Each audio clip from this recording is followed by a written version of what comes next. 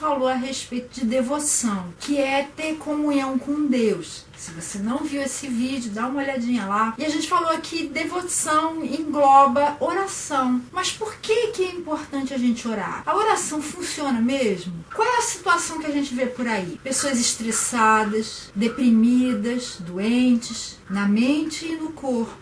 As pessoas fazendo escolhas erradas, depois se arrependendo delas, infelicidade, sofrimento, sensação de orfandade, de que a gente está sozinho no mundo e não tem ninguém a quem recorrer, falta de fé, geralmente como resultado de orações que a gente acha que não foram respondidas, e isso até dentro da igreja. E muitas vezes o que a gente vê é um ativismo que substitui a devoção. Em vez de a gente ter vida com Deus, a gente tem um monte de atividade e a gente nem pensa mais nessa história. Mas o que é oração? Oração é comunicação com Deus, é você falar com Ele, mesmo que não seja com palavras audíveis, mesmo que seja só na sua mente, no seu coração. E a oração, muita gente não sabe, mas ela é um diálogo, não é um monólogo. Não é você falar igual um papagaio, é ouvir também o que Deus tem para falar para você. É um momento de conexão. E a oração sem impedimentos, que a gente mais para frente vai ver quais seriam esses impedimentos, esse tipo de oração que não tem impedimento nenhum, não tem nenhum obstáculo, ela sempre é respondida. E Deus sempre vai responder ou dizendo sim, ou dizendo não, ou dizendo espere, ainda não está no tempo. Mas nem sempre a gente percebe quando a resposta não é sim, quando a resposta é espere, às vezes a gente acha que a oração não foi respondida e acha que não aconteceu nada. Quais são então esses impedimentos para a oração ser respondida? A falta de fé. Vamos ver o que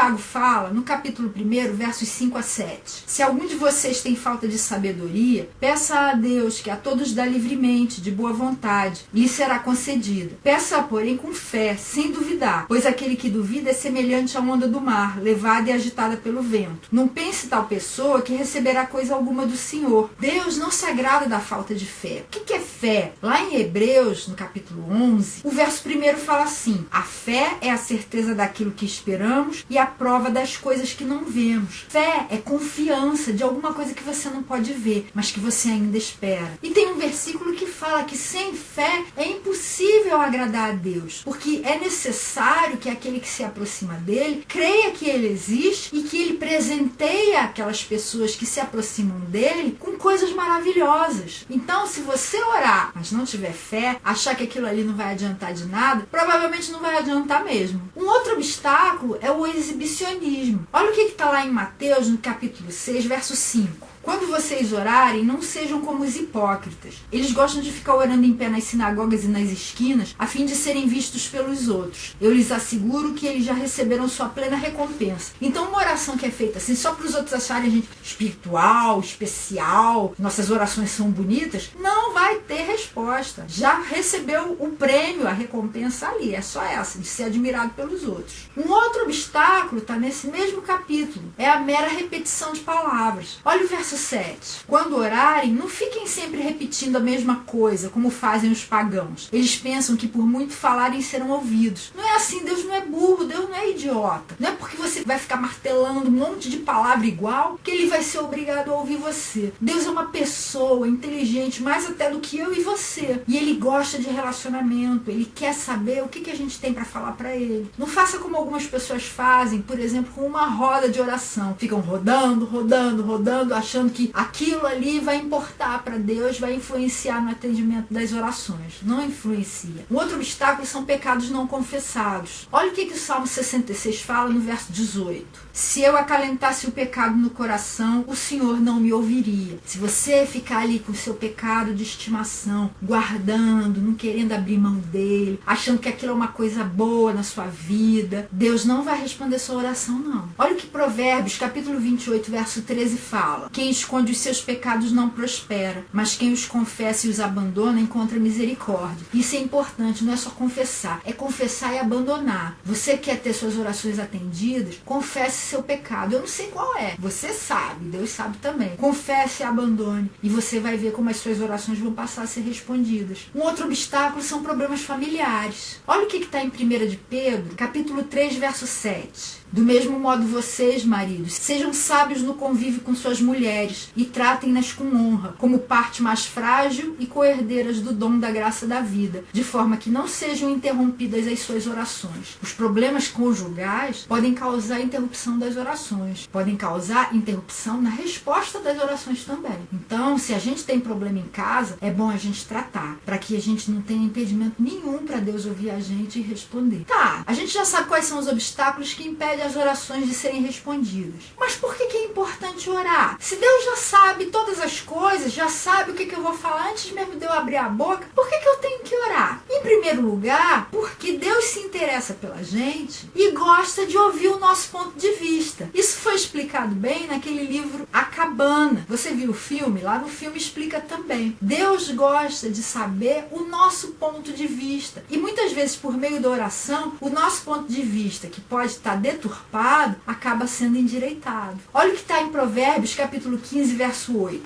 O Senhor detesta o sacrifício dos ímpios, mas a oração do justo o agrada. Porque pela oração, você está cultivando o seu relacionamento com Ele. Não é assim com as pessoas que você ama também? Seu cônjuge já sabe que você o ama. Para que você precisa dizer isso? Mas é bom ouvir, não é? Eu adoro quando meu marido diz que ele me ama. Deus também se agrada quando a gente fala as coisas para Ele, inclusive que a gente o ama. Um outro motivo é que quando a gente verbaliza, seja falando, seja escrevendo, a gente se conscientiza daquilo que a gente quer pedir. Não fica vago. E aí a gente consegue perceber quando foi atendido. E aí a gente se enche de gratidão. Outra razão é para a gente receber poder espiritual que vem desse nosso relacionamento com Deus. Jesus orava. Ele, apesar de ser Deus, se esvaziou de todo o poder dele, se fez um ser humano completo e todo o poder que ele tinha não era da natureza divina dele, era do relacionamento diário dele com o Pai. Olha o que está em Mateus 14, no verso 23. Tendo despedido a multidão, subiu sozinho a um monte para orar. Ao anoitecer, ele estava ali sozinho. Ele tinha acabado de fazer a multiplicação dos pães. E foi fazer o quê? Orar, para se reabastecer. Em João 8, 28, ele explicou assim: quando vocês levantarem o Filho do Homem, está falando da crucificação, saberão que eu sou, e que nada faço de mim mesmo, mas falo exatamente o que o Pai me ensinou. Ele falou: olha, eu não faço essas coisas, os milagres, eu não dou esses ensinos todos, tirando de mim mesmo, não. Eu recebo do Pai e transmito para vocês. E no capítulo 15, verso 7, Jesus falou: se vocês permanecerem em mim e as minhas palavras permanecerem em vocês, pedirão o que quiserem e lhes será concedido. Pela oração, a gente permanece nele e ele em nós. Por isso, quando a gente ora e pede alguma coisa, o Pai concede pra gente, porque a gente está ali conectado com ele. E o capítulo 17 de João inteiro é a oração de Jesus. Se você pensa que Jesus não orava, dá uma olhada nessa do capítulo 17, você vai ver que essa é só uma das orações de Jesus durante a vida. Uma outra razão é porque a oração glorifica a Deus. Olha o que está em Mateus, no capítulo 6, verso 9. Quando Jesus estava ensinando o Pai Nosso, um dos trechos fala assim: Pai nosso que estás nos céus, santificado seja o teu nome. Ou seja, glorificado seja o teu nome. Uma outra razão é que a oração satisfaz as nossas necessidades básicas diárias. Em Mateus 6, versículo 11, ainda na oração do Pai Nosso, Jesus ensinou a gente a orar assim: dá-nos hoje o nosso pão de cada dia. Ele está pedindo pelo próprio sustento. Deus sabe as coisas que a gente precisa, mas quando a gente pede aquilo de que a gente tomou consciência como nossa necessidade, Deus se agrada, Ele dá, e isso resulta em ação de graças também, em agradecimento nosso a Ele. A oração também traz respostas específicas para problemas específicos. No capítulo 7 de Mateus, nos versos 7 e 8, Jesus falou assim: peçam e lhes será dado, busquem e encontrarão, batam e a porta lhes será aberta, pois todo o que pede recebe, o que busca encontra, e aquele que bate, a porta será aberta. Você tem alguma necessidade, tem alguma coisa que você quer pedir, que você quer buscar, que você quer receber de Deus, peça, seja específico e fique de olhos bem abertos para ver o que Deus vai dar para você. E a oração também traz socorro na hora da necessidade. Ainda em Mateus 6, 10. O verso 13 mostra assim o final da oração do Pai Nosso. Não nos deixes cair em tentação, mas livra-nos do mal, porque teu é o reino, o poder e a glória para sempre. Amém. Ele está pedindo proteção, está pedindo que Deus o guarde, que o salve. E o escritor da carta aos Hebreus, no capítulo 4, verso 16, falou assim: aproximemo-nos do trono da graça com toda a confiança, a fim de recebermos misericórdia e encontrarmos graça que nos ajude no momento da necessidade. Você está precisando de alguma coisa, de alguma salvação, algum livramento, algum socorro? Peça para Deus, porque Ele está pronto para te socorrer. Se necessário, até enviando anjos para te ajudar. E quando é que a gente pode ou deve orar? Pode ser reservadamente, você sozinho e Deus. Olha o que está lá em Mateus 6, verso 6. Quando você orar, vá para o seu quarto, feche a porta e ore a seu pai que está em secreto. Então seu pai que vem em secreto o recompensará. Não precisa mostrar para ninguém. Mas por outro lado, você também não é impedido de orar em público. Olha o que está lá em Atos 4, versos 23 a 31.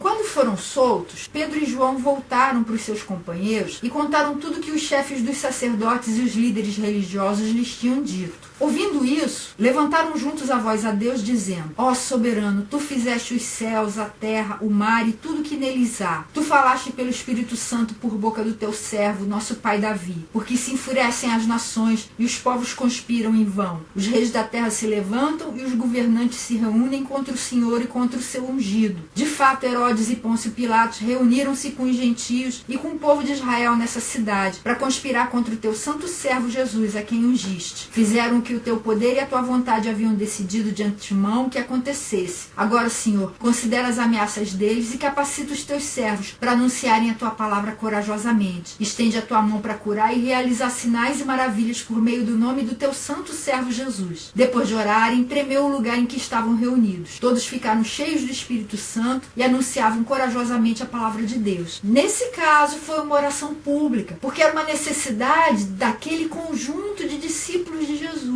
Eles pediram ousadia, intrepidez e foram atendidos. Foi exatamente isso que Deus deu para eles. Você também pode fazer orações relâmpago. Você não está nem no seu quarto, nem está orando em público. Assim como Neemias fez várias vezes no livro dele. Olha esse exemplo que está no capítulo 2, versos 1 a 6. Neemias era copeiro do rei. E aí ele vem contando assim: no mês de Nisan, do 20º ano do rei Artaxerxes, na hora de servir-lhe o vinho, levei-o ao rei. Nunca antes eu tinha estado triste na presença dele. Por isso o rei me perguntou: por que o seu rosto parece tão triste se você não está doente? Essa tristeza só pode ser do coração. Com muito medo, eu disse ao rei: que o rei viva para sempre. Como não estaria triste o meu rosto se a cidade em que estão sepultados os meus pais está em ruínas e as suas portas foram destruídas pelo fogo? O rei me disse: o que você gostaria de pedir? Então orei ao Deus do céu e respondi ao rei: se for do agrado do rei e se o seu servo puder contar com a sua benevolência, que ele me deixe ir à cidade onde meus pais estão enterrados, em Judá, para que eu possa reconstruí-lo. Então o rei, estando presente a rainha, sentada a seu lado, perguntou-me: quanto tempo levará a viagem? Quando você voltará? Marquei um prazo com o rei e ele concordou que eu fosse. Você viu? Uma oração relâmpago. Não dava tempo dele ir para o quarto para orar. Ele não fez uma oração em voz alta. Ali mesmo o rei perguntou: o que você quer que eu faça? Ele orou rapidinho na mente dele e veio a resposta de Deus para ele. E ele pediu: me deixa ir. E o rei se agradou daquele pedido e concedeu. Você também pode fazer orações relâmpago nas diversas situações que aparecerem na sua vida. E sabe quando mais você pode e deve orar? Sempre. Deve ser uma atitude constante. É isso que está em 1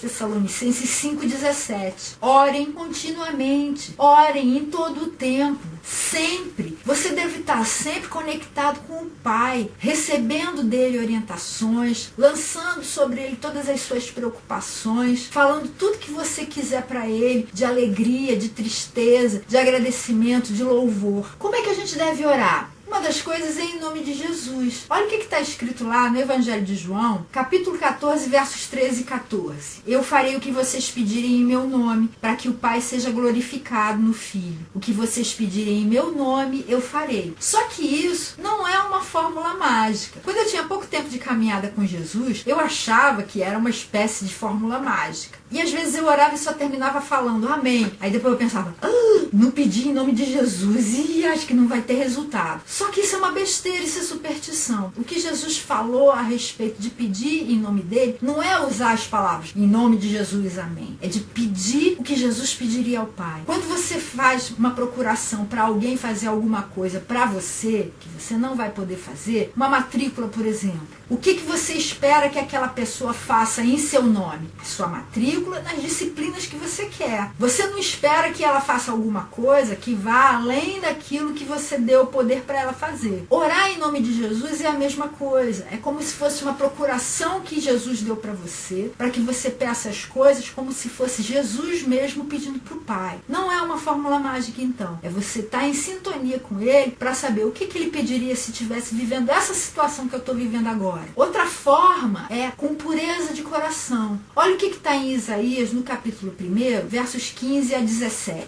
Quando vocês estenderem as mãos em oração, esconderei de vocês os meus olhos. Mesmo que multipliquem as suas orações, não as escutarei. Por quê? As suas mãos estão cheias de sangue. Lavem-se, limpem-se, removam suas más obras para longe da minha vista. Parem de fazer o mal, aprendam a fazer o bem. Se a gente estiver fazendo mal, praticando maldade por aí, Deus não vai ouvir as nossas orações. Ele quer que a gente se arrependa, que a gente seja limpo por Ele, para que as nossas orações possam ser atendidas. Outro modo é confiando na intercessão do Espírito Santo. Lá em Romanos capítulo 8, Paulo fala assim no verso 26. Da mesma forma, o Espírito, quer dizer, o Espírito Santo, nos ajuda em nossa fraqueza, pois não sabemos como orar, mas o próprio Espírito intercede por nós com gemidos inexprimíveis. Ele está dizendo que a gente não sabe orar direito, a gente nem sabe pedir direito, nem sabe pedir as coisas certas. Mas o Espírito Santo intercede pela gente e vai aperfeiçoando a nossa oração para que ela chegue a Deus do jeito como convém. Outro modo é sendo específico, mas sem exagero. Olha o que está em Filipenses 4:6. Não andem ansiosos por coisa alguma, mas em tudo, pela oração e súplicas e com ação de graças, apresentem seus pedidos a Deus. Faça pedidos específicos, é isso que Paulo está falando para a gente fazer. Só que eu queria fazer uma pergunta. Quando você vai num restaurante, que você sabe que o chefe é sensacional, maravilhoso, só faz comida boa, o que demonstra que você tem mais confiança no chefe, na capacidade dele, na habilidade dele de satisfazer o seu apetite de uma forma maravilhosa? É você pedindo o cardápio e escolhendo aquilo que mais te agradar, ou é você pedindo o prato especial que o chefe escolher? Quando você pega o menu, você sabe que tudo aquilo vai ser coisa boa, mas você está dizendo, olha, de todas essas coisas boas que você tem para me oferecer, eu escolho essa daqui. Quando você escolhe a sugestão especial do chefe, você está demonstrando mais confiança e dizendo, tudo que você faz é bom. E é tão bom que eu vou confiar no seu gosto e deixar que você escolha o que você acha que é o melhor para mim. Você pode fazer de qualquer um dos dois jeitos com Deus, mas eu tenho para mim que é muito mais legal quando você confia para que Ele escolha para você. Outra forma é perseverando. Olha o que está em Lucas capítulo 11, versos 5 a 8. Jesus disse assim, suponham que um de vocês tem um amigo e que recorra a ele à meia-noite e diga, amigo, empreste-me 3 pães, porque um amigo meu chegou de viagem e não tenho nada para lhe oferecer. E o que estiver dentro responda, não me incomode, a porta já está fechada, eu e meus filhos já estamos deitados. Não posso me levantar e dar o que você me pede. Eu lhes digo, embora ele não se levante para dar-lhe o pão por ser seu amigo, por causa da importunação se levantará e lhe dará tudo o que precisar. Por isso eu lhes digo, peçam e lhes será dado, busquem e encontrarão, batam e a porta lhes será aberta. Pois todo o que pede recebe, o que busca encontra e aquele que bate a porta será aberta. É o mesmo texto que a gente viu em Mateus. Qual pai entre vocês, se o filho lhe pedir um peixe, em lugar disso lhe dará uma cobra? Deus é bom e Ele quer que a gente insista. Pode ser que a gente ainda não tenha recebido porque a gente não está pronto e a gente precisa orar mais. Não é para convencer a Deus de que a gente precisa daquilo. É para que o nosso coração seja moldado, transformado por Deus, para que a gente viva as circunstâncias certas, passe por tudo aquilo que a gente precisa passar primeiro, para que a gente fique pronto para receber aquilo que Deus tem para nos dar. E a gente deve pedir também com sinceridade e humildade. Isso está lá em Mateus 6, versos 5 e 6. Quando você orar, vá para o seu quarto, feche a porta e ore a seu pai que está em secreto. Então seu pai que vem em secreto o recompensará. É aquele texto que fala sobre os hipócritas que oram em pé nas sinagogas para serem vistos pelas outras pessoas. E ele fala, olha, vai, ora em secreto para o seu pai. Seja humilde, não queira aparecer. E quais são os tipos de oração? A gente já falou sobre isso há 2 semanas, por isso se você quiser ver melhor, dá uma olhadinha no vídeo sobre devoção. Mas são basicamente oração de louvor, quando você exalta o nome de Deus por aquilo que Ele fez. Oração de adoração, quando você o exalta por aquilo que Ele é. Oração de ação de graças, quando você apresenta gratidão a Deus, agradece a Ele por alguma coisa que Ele fez. Oração de confissão, quando você admite alguma coisa que você fez de errado e pede a Ele que Ele o perdoe e o limpe. Petição, que são aquelas orações com pedidos específicos para você mesmo. Intercessão, quando os pedidos são para outra pessoa que não seja você. E consagração, que é a oração por meio da qual você se oferece totalmente a Deus. Tudo aquilo que você é, tudo aquilo que você tem, todo o seu tempo, todos os seus recursos, todo o seu coração. Se você quiser saber mais a respeito de oração, um livro muito bom foi escrito por Richard Foster, Oração, o Refúgio da Alma. Ele explora bastante os vários tipos de oração, mas se você quiser ver o livro mais honesto que eu já li a respeito de oração, principalmente a respeito de orações não respondidas, eu recomendo que você dê uma olhadinha no livro que Philip Yancey escreveu, Oração, ela faz alguma diferença? O pastor Caio Fábio de Araújo Filho escreveu também o livro Oração para Viver e Morrer, baseada na oração de Jesus, no capítulo 17 de João. C.S. Lewis escreveu 2 livros bastante interessantes a respeito de oração. Um deles é Milagres, tentando dissecar o que seriam os milagres, por que eles acontecem. E também Oração, Cartas a Malcolm, um amigo dele com quem ele se correspondia e com quem trocou várias ideias a respeito de oração. E na semana que vem a gente vai falar a respeito de Semana Santa e do nosso relacionamento com Deus. Eu espero você lá então.